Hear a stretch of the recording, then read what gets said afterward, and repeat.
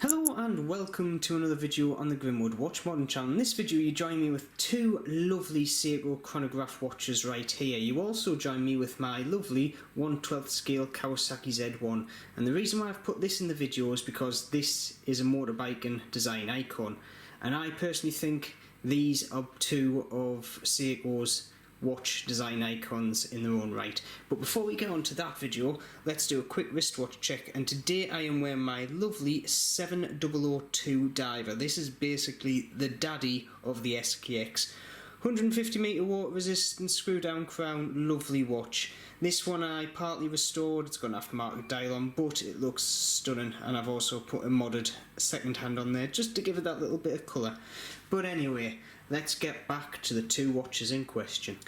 So here are the two watches up close and personal. The one on my left here is an SNA411 and the one on my right here is an SNA413. Now between them they basically share everything but the colour scheme. However, just the colour scheme makes both watches have different characters, and that's why I like them. Now the one that most people will recognise will be the one on my left here, the 411. So this is the watch I'm going to use to go over some of the specs. Now first off, this is running a Quartz movement. It's running a 7T62 movement, so we get that lovely 1/5 second hand for the chronograph there in that yellow, and we also get at 12 o'clock the minute counter for the chronograph as well. Over at the 9 o'clock we have the actual minute hand sitting there clicking away, and at 6 o'clock we do have an alarm / GMT function, which is a great little sub dial, if I just kind of zoom in there, which obviously has a minute and an hour hand as well, and it just adds that lovely little bit of kind of more complexity to the dial. At 3 o'clock we also have that filled with the date, which there, no day complication, but to be honest, for a watch this busy I don't think it's needed. Moving up, we obviously have that lovely busy dial. Personally, I love it, but a lot of people do think the watch is too busy, especially for the size, because this is actually a 42mm case. It doesn't wear like a 42mm case, and I think the reason for that is partly to do with the lugs, which I'll get onto in a second. But like I say, we have that lovely raised up Seiko logo there. We have all the applied indices in between, obviously your 12, your 3, your 6 and your 9 o'clocks, which yet again have brilliant loom. I'll give a loom shot in that. And then the chapter ring around the outside has all your calculations to work out with this slide rule bezel. This is basically an analog smartwatch for pilots to do calculations on the go, such as fuel, speeds, yada yada, and I'm still learning how to do it because I do like picking up little kind of old vintage ways of doing things, and this watch just kind of screams it. So moving up from the chronograph feature, I'm going to reset it now, which is a great little function watch. Whee! Absolutely love that. So moving up, we have the domed hardlex crystal. Now this is a single dome, so when you tilt it you do get a lovely distortion of the dial, which yet again is something I do like about this watch. So different angles you look at it, it just kind of distorts. Now the one thing about this domed hardlex, it's a right pain not to hit. This has at least 2 scratches in it from myself when I first got the watch. Haven't done it again because I'm so conscious of hitting it. And even though hardlex is harder than mineral crystal, it's not as hard as sapphire, and if you give it a good knock you will scratch the surface. I'm just pleased I managed to polish a lot of them out.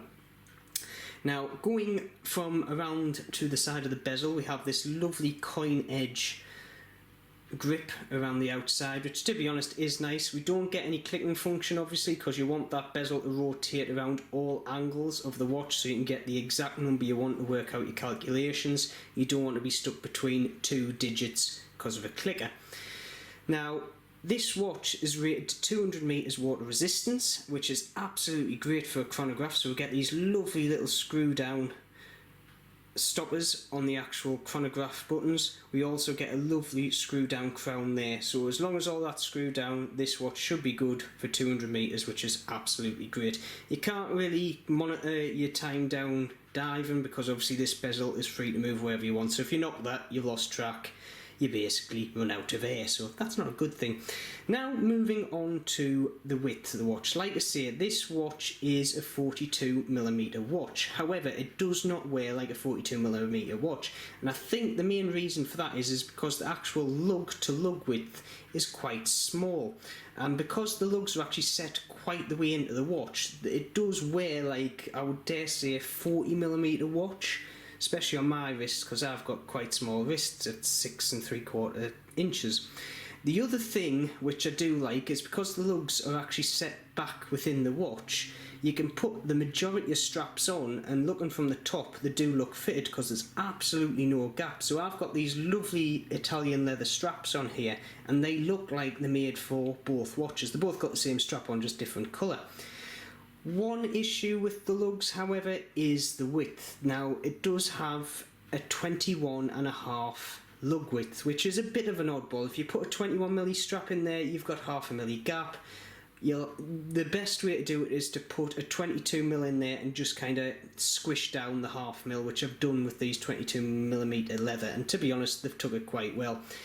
The other thing is, because these lugs are quite set back, trying to get a NATO strap in here, especially the thick ones, which I like, as in the ones that are a bit more expensive, it is a right pain in the backside. However, these watches are absolute strap lovers. You can put the majority of straps on these watches and they will look amazing, and they change the look of the watch no end. Now at this moment in time on both watches I have these lovely leather straps with this like little white stitching on them, and they look very vintage, very kind of old plainy chronography 1960s 1970s watches. However, if you wanted to change it up, such as my 413, I'll stick a picture up, you can put it on like this blue and red NATO and it just changes the look of the watch and makes it a lot more modern, a lot more kind of jazzy. Now like I say, the watch itself is light. It's around about, I've weighed it on the leather, about 85 grams. I would dare say on the strap, which I do have here, these are the straps that come with, you'll be getting on for around about 100 grams. Now, when I'm on with the straps are actually quite good. Now, you do get solid end links, as you can see there.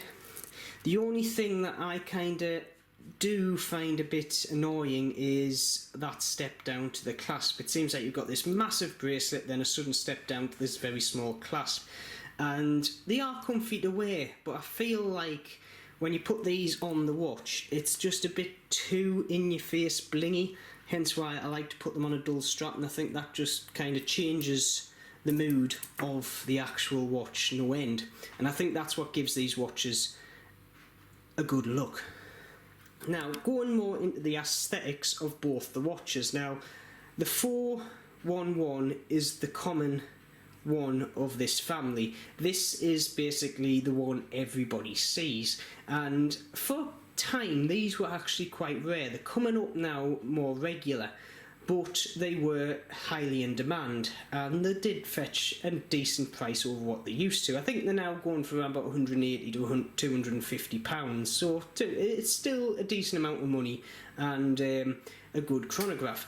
Now the one on my right here is the slightly rarer version. Now this, like I say, is a 413, and at this moment in time, looking on eBay, there's none of these actually for sale, and I came across this one totally by accident, very cheap, because it had a few scratches on the crystal, which I've polished out a bit, but they're still there. Now there is a third in the family, which is the 414. Now the 414 is a gold plated version, which I've toyed with the idea of getting just to finish off the collection. However, I've seen a lot of pictures of ones that have been worn an awful lot, and it seems like the coating, the gold plating that's on it does come off quite easily, and I think having a gold, and literally it's just gold and black, that's all it is, and I think it does cheapen the design of the watch, especially when it's such a lovely watch to go with.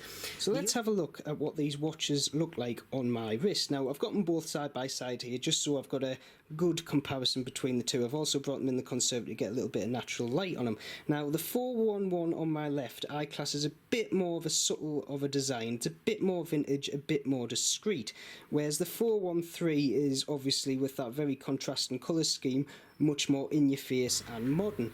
Now, so let's just have a quick look at the loom. Yet again, typical old Seiko loom lasts for a hell of a long time and is bright as anything, so can't really argue with that. My advice is, if you come across a 413 at a decent price, get it, because these are getting quite rare and you will not find one readily available on the market at this moment in time at a decent price.